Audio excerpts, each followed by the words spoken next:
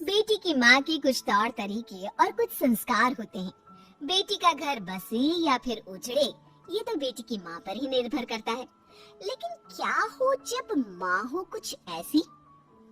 क्या करूं, बेटी की माँ हूँ, हर पल उसकी चिंता मुझे सताती रहती है। अरे अपने कलेजे के टुकड़े को कैसे अलग कर दूं? हाँ जी, मैं भी समझती हूँ। मेरी भी एक बेटी है जिसकी शादी हो गई है। लेकिन बहन जी, आप समझिए तो। क्या समझू समधन जी? वैसे सही बोल रही हैं आप भी बेटी की माँ है। लेकिन समधन जी, आप कहाँ समझती हैं? अगर समझती तो यूं मेरी फूल जैसी बच्ची से काम ना करवाती। अरे देखिए, हाथ देखिए इसके कैसे मजदूर वाले हो गए हैं। तभी वहाँ बहू आ जाती है जिसकी माँ उसकी सास से लड़ रही होती है। माँ, ये आप क्या बोल रही हैं? थोड़ा सा तो काम है, आप बात को इतना बड़ा क्यों रही हैं? और वैसे भी घर का काम करना मेरी जिम्मेदारी है। माफ करना समधन जी, हमारे घर में गीता ही काम नहीं करती, बल्कि सभी लोग काम करते हैं। और गीता ने थोड़ा ज्यादा काम कर भी लिया तो क्या हुआ? वो अब इस घर की बहू है और इस घर को संभालना चाहती है। बहू है तो क्या हुआ? इसका मतलब ये थोड़ी ना कि उसे नौकरानी बनाकर रखो, है? देखिए, देखिए क्या सूरत हो गई है बच्ची की। समधन जी, आप ये क्या बोल रही हैं? घर में काम करने से कोई नौकर नहीं बन जाता। हाँ, अगर गीता ये काम नहीं करना चाहती तो हमने उसे काम करने के लिए कभी मजबूर भी नहीं किया। हाँ माँ जी सही बोल रही हैं। उन्होंने मुझे काम करने के लिए कभी नहीं बोला। मैं अपनी मर्जी से घर के सारे काम करती हूँ। माँ जी तो उल्टा मेरा काम कम करने में मेरी मदद करती है। प्लीज मेरे घर के मामले में दखल मत करो ना। चुप कर, कुछ नहीं जानती। और आप बुरा क्यों मानती हो समधन जी? मेरे कहने का मतलब सिर्फ ये था कि आपके घर में नौकर नहीं है तो सारे काम मेरी गीता को करने पड़ते हैं। अरे देखिए बेचारी के हाथ कैसे हो गए हैं घर के काम कर करके। पहले गीता को मैं काम पर हाथ लगाने तक नहीं देती थी और अब उसकी हालत मुझसे देखी नहीं जाती। माँ बस करिए ना और मेरे साथ अंदर चलिए, वहाँ बात करते हैं। अगले दिन पार्टी में आस पड़ोस के लोगों से, अरे वो देखो, गीता लोग भी आ गए हैं। गीता और गीता की सास तो आ गई, लेकिन ये तुम्हारी माँ कहाँ रह गई? मैं भी आ गई। मैंने कहाँ जाना है जी? लो आ गई गीता की माँ। अरे वाह, तुम्हारी साड़ी तो बहुत सुंदर लग रही है। लगता है बहुत महंगी है। महंगी क्यों ना हो, ये साड़ी मेरी गीता ने मेरे लिए पसंद की थी और कहा था, माँ आप इस साड़ी में खूब जचेगी। बेटी है ना मेरी, बहुत ख्याल रखती है मेरा। अरे गीता को महंगी साड़ी पसंद है, हमें तो लगा था गीता को सिंपल साड़ियाँ ज्यादा पसंद है, इसलिए वो ज्यादातर ऐसी साड़ियाँ पहनती है। नहीं, साड़ियाँ मुझे बहुत पसंद है, लेकिन भारी साड़ियाँ मैं ज्यादा पहनना पसंद नहीं करती। हाँ, और वैसे भी साड़ी ही तो है।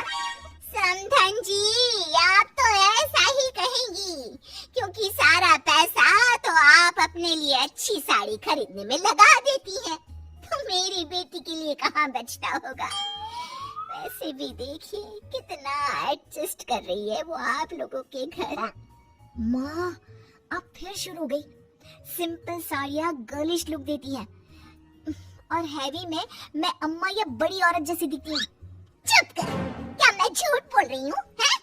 आप खुद ही देख लीजिए मेरी समधन की साड़ी, देखिए जरा, और एक नजर मेरी बेटी की साड़ी पे डालिए और फिर बताइए आप खुद। हाँ बोल तो आप सही रही हैं, सास की साड़ी बहू की साड़ी से ज्यादा महंगी है।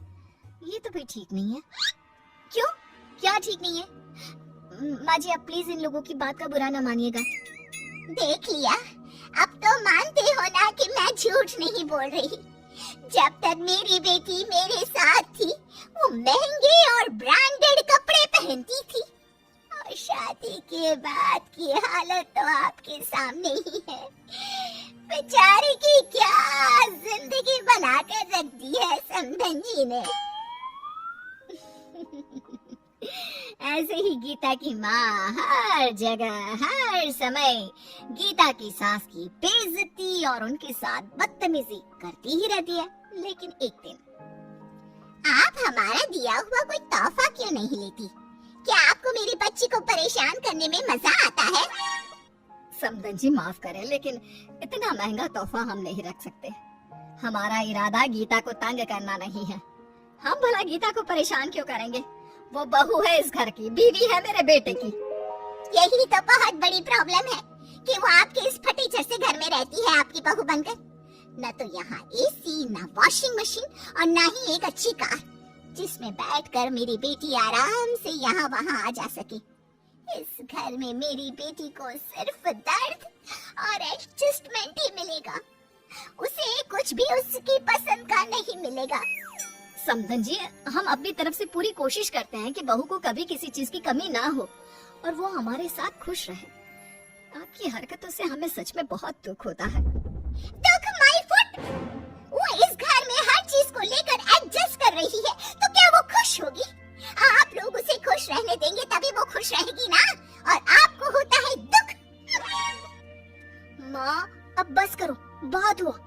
आपको कुछ भी पता नहीं है और आप बस बोले ही जा रही हो। आप क्या जानो फैमिली कैसी होती है? आपको कैसे पता चलेगा? आपने आधे से ज्यादा वक्त तो अपने करियर को दिया है। तुम्हें क्या लगता है वो सब मैंने किसके लिए किया? अपने ही? नहीं, तुम्हारे लिए बेटा, ताकि तुम्हें कभी किसी चीज की कमी ना हो, ताकि लोग तुम्हें नीचे ना देखें। लेकिन माँ, मुझे उस वक्त पैसों की नहीं, आपकी जरूरत थी। जब जब मुझे आपकी जरूरत पड़ी, आप मेरे साथ कभी नहीं रही। क्यों आपके लिए आपके काम से ज्यादा जरूरी कुछ नहीं था? आपके बच्चे भी नहीं? तो फिर ये बहाना मारना तो छोड़ दीजिए कि आपने वो सब मेरे लिए किया। असल बात तो ये है कि वो सब आपने केवल अपने लिए किया।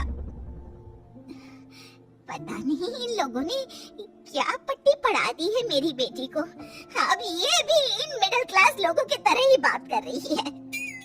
बहू का गुस्सा माँ के प्रति फूट पड़ता है और फिर वो जो शुरू होती है। बंद कीजिए बात बात पर माँ जी की बेइज्जती और उनके साथ बदतमीजी करना। अगर आप उनकी इज्जत नहीं कर सकती तो कम से कम उनकी बेइज्जती तो मत कीजिए। आपको क्या पता उन्होंने मेरे लिए क्या क्या किया है।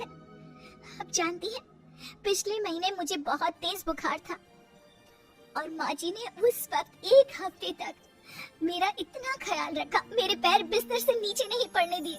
काम तो दूर की बात है। ये है मेरी फैमिली जिसकी आप भर भर की बेइज्जती करती है, और ऐसी है मेरी सास जिनके साथ आप बदतमीजी से पेश आती है। वो बस चुप इसलिए है क्योंकि वो आपकी इज्जत करती है, इसलिए उनकी चुप्पी का गलत फायदा मत उठाइए। माँ जी हर चीज में अपने से पहले अपने परिवार के बारे में सोचती है। मुझसे मेरी पसंद नापसंद पूछती है। क्या आपने कभी मुझसे पूछा कि मुझे क्या पसंद है और क्या नापसंद? इसलिए दूसरों पर इल्जाम लगाना छोड़ दीजिए मम्मा। भले ही मेरे परिवार के पास आपकी तरह बड़ी गाड़ी ना हो, नौकर वगैरह ना हो, लेकिन उनके पास मुझे प्यार करने का, मेरे ख्याल रखने का, मुझसे 2 बातें करने का टाइम जरूर है, जिससे मैं बहुत खुश हूँ। इसलिए आप बार बार माँ जी से बदतमीजी करना बंद कीजिए और वो रहा रास्ता, आप जा सकती हैं। बेटा, ऐसे बात नहीं करते माँ से। नहीं समधन जी, वो सही कह रही है। मुझे माफ करें, मुझे मेरी गलती का एहसास हो गया है।